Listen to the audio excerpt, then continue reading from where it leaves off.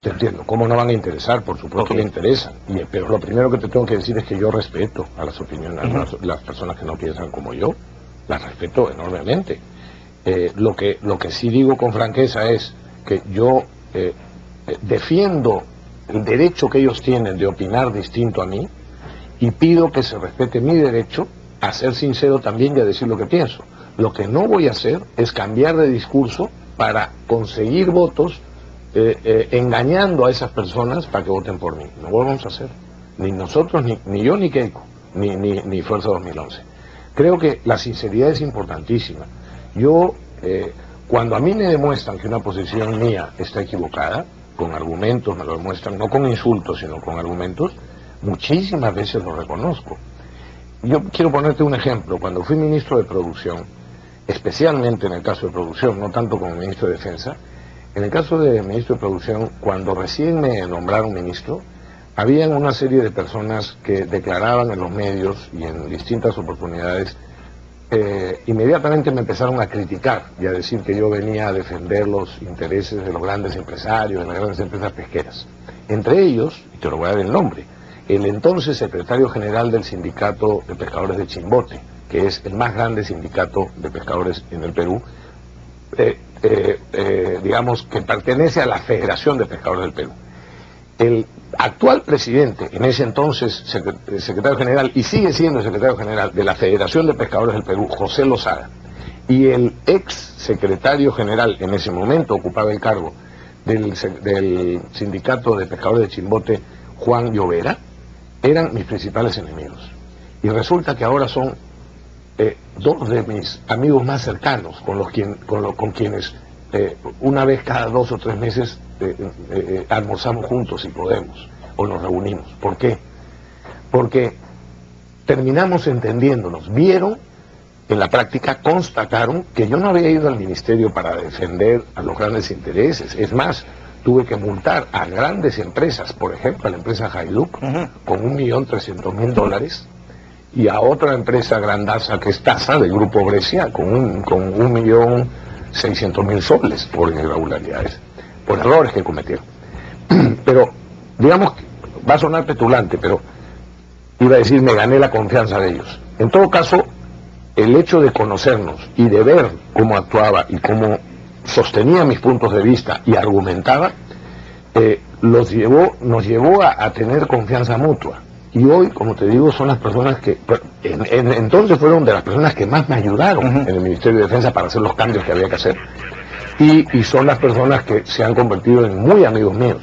Entonces, yo no voy a intentar engañar a la gente, pero hay un dicho que creo que era de Sócrates que decía, se deja de odiar cuando se empieza a conocer. Entonces, a las personas a las que les caigo antipático, tienen derecho a que yo les caiga antipático.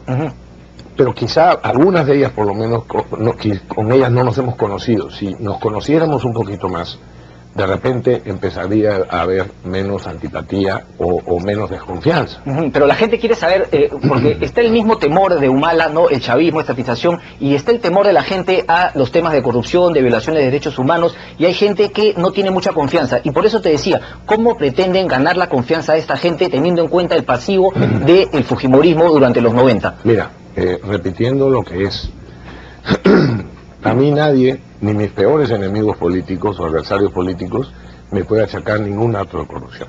Y eso lo reconoce hasta el más alejado. Y yo he constatado, no solo de ahora, de antes también, la honestidad de Keiko Fujimori y su decisión de no permitir el más mínimo acto contra la honestidad o la honradez. Y puedo asegurarles que si yo viera algún acto realmente demostrado, en fin, de corrupción o lo que fuera, sería el primero en protestar y decirlo públicamente. ¿Y renunciarías de ser necesario? Posiblemente. Ok, me has hablado de corrupción, pero no violación de los derechos humanos, y es un tema que mucha gente, por favor. Voy a eso. Yo soy de las personas, Cristian, que defiende todos los derechos humanos de todas las personas. Tanto que, por ejemplo, me opongo por derechos humanos de esas criaturas, me opongo al aborto. Y Keiko también. ¿Por qué? Porque si esas criaturas, que son las personas más inocentes e indefensas que existen, como es el niño en el vientre de su madre, de su propia madre, si ellos no tienen derechos humanos, no lo tiene nadie. Entonces, yo defiendo los derechos humanos de todos, incluyendo los de los terroristas. Pero por defender los derechos humanos, como es debido, también hay que defender los derechos humanos de nuestros defensores. Sí, de los policías, sí. De los policías y de los militares. Tal cual. No cuando han incurrido, mejor dicho, también cuando han incurrido en excesos, en errores, en asesinatos, en abusos. Porque serán pasibles de sanción, pero no significa que dejan de tener derechos humanos. Por tanto, hay que defender el derecho al debido proceso, el derecho a la presunción de inocencia, el derecho a condenarlos con pruebas, no con suposiciones. Entonces, yo defiendo los derechos de todos.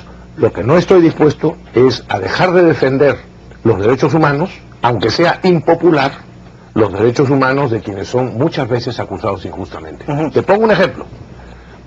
Y eso ha sido cuando yo he sido ministro de Defensa. Antes también, pero lo he vivido personalmente cuando he sido ministro de Defensa. Sale una patrulla a incumplimiento de una misión.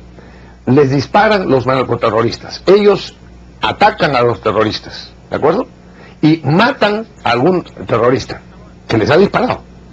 En todos esos casos en los que las patrullas militar y policial ha matado a alguien, en todos los casos, toda la patrulla y los jefes de todas las, digamos, en la línea de mando, todos están acusados por asesinato agravado.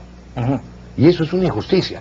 ¿En qué quedamos? Le damos a una misión para que nos defiendan. Nos defienden y vienen otros y los acusan. Y esos son los que interpretan mal los derechos humanos. Y esos tipos de personas, muchos de ellos, por cierto, están con Humala, y además, no solamente los que defienden los derechos humanos, sino los que eran amigos de Abimael Guzmán y propiciaron la violencia. Rafael, quiero seguir conversando contigo. Te pido por favor que vayamos a un vivo porque quiero darle el mismo tiempo a Rafael Rey que le dimos a la gente de Ana Perú. Vamos al campo de Marte, ahí se encuentra Andy Ortiz con información en vivo. Andy, adelante.